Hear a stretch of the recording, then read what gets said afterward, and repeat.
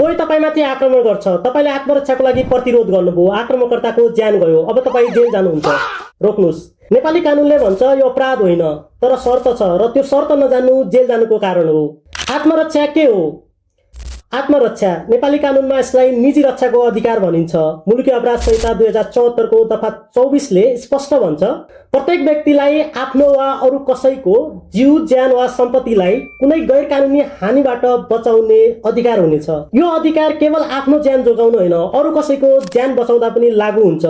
तर यसका केही शर्तहरू छन्। आत्मरक्षा कुन कुन अवस्थामा मान्य हुन्छ त? शर्त 1, खतरा तत्काल हुनुपर्छ, भूतकालको होइन, भविष्यको आशंका पनि होइन, अहिले यही क्षण आक्रमण भइरहेको हुनुपर्दछ। दोस्रो शर्त, पुलिस उपलब्ध नहुने अवस्था, तत्काल सार्वजनिक अधिकारीको सहायता उपलब्ध नहुने अवस्था, यदि यस्तो अवस्थामा आत्मरक्षाको अधिकार सुरु हुन्छ।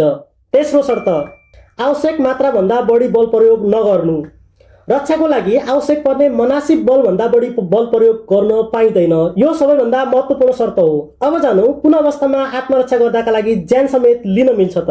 मुलुकी अपराध संहिता 2074 को दफा 26(1) ले भन्छ, सामान्यतया आत्मरक्षामा ज्यान लिने अधिकार हुँदैन, तर दफा 26 को 2 ले 6 वटा अवस्थामा ज्यान समेत लिन सक्ने गरी आत्मरक्षाको अधिकार दिइएको छ। पहिलो, मृत्यु वा गम्भीर चोट हुने मनासिब विश्वास भएमा, आफू वा अरू कसैको ज्यान जाने वा गम्भीर अङ्गभङ्ग हुने मनासिब विश्वास भएको अवस्थामा ज्यान लिँदा पनि कसुर मानिँदैन। दोस्रो, जबरजस्तीकरण विरुद्ध, जबरजस्तीकरण गर्ने नियतले आक्रमण भएमा वा आक्रमण भइरहँदा वा भइसकेपछि पीडितले तत्काल गरेको कार्यबाट पीडितको ज्यान गएमा।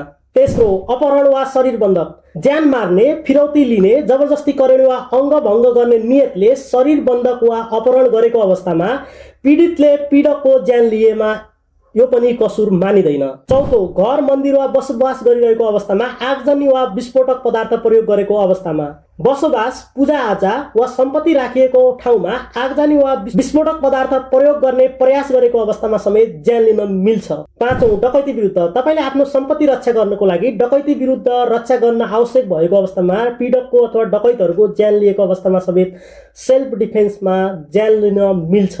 छैटौं, यो सुरक्षाकर्मीको हकमा, सुरक्षाकर्मीले कुनै व्यक्तिको वा सार्वजनिक सम्पत्तिको रक्षा गर्ने अवस्थामा कुनै व्यक्तिको लिएको ज्यानलाई समेत सेल्फ डिफेन्स मानिन्छ। तर महत्त्वपूर्ण कुरा, कुन अवस्थामा आत्मरक्षाको अधिकार हुँदैन त? यो पनि जानिहालौँ है। पहिलो, आफैले उत्तेजित गरेको अवस्थामा, आफैले पहिले झगडा सुरु गरेर उत्तेजित पारेर अनि प्रतिपक्षले प्रतिक्रिया दिएपछि आत्मरक्षा भन्न पाइँदैन। तपाई आफैले झगडा सुरु गरेर अनि आत्मरक्षा गरेको भन्न पाइँदैन। दोस्रो, आवेश शान्त भइसकेपछिको प्रहार, रिस चढ्यो, केही समय बित्यो अनि गएर हान्यो, यो आत्मरक्षा होइन। यसलाई कानुनमा कुलिङ अफ ब्लड भनिन्छ, अर्थात् यो भनेको सोची सम्झी गरेर पछि मारेको प्लान्ड मर्डर मानिन्छ यसलाई। तेस्रो, आवश्यकता भन्दा बढी बल प्रयोग गरेको अवस्थामा, हातले हिर्काएको अवस्थामा, तलवारले हानेर आत्मरक्षा गरेको भन्न पाइँदैन। यो भनेको अधिकारको सीमा नागेपछिको अवस्थामा आत्मरक्षाको अधिकार रहँदैन।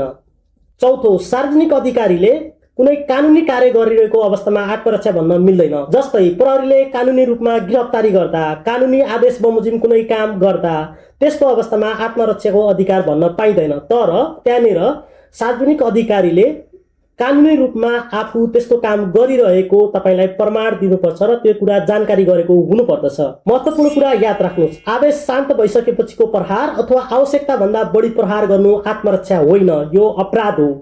फेरि एकचोटि भन्छु, आत्मरक्षाको अधिकार छ, तर सीमा छ। त्यो भनेको तत्काल खतरा हुनुपर्छ, सार्वजनिक सहायता उपलब्ध नभएको अवस्था हुनुपर्छ र आवश्यक मात्रामा बल प्रयोग गरेको हुनुपर्छ।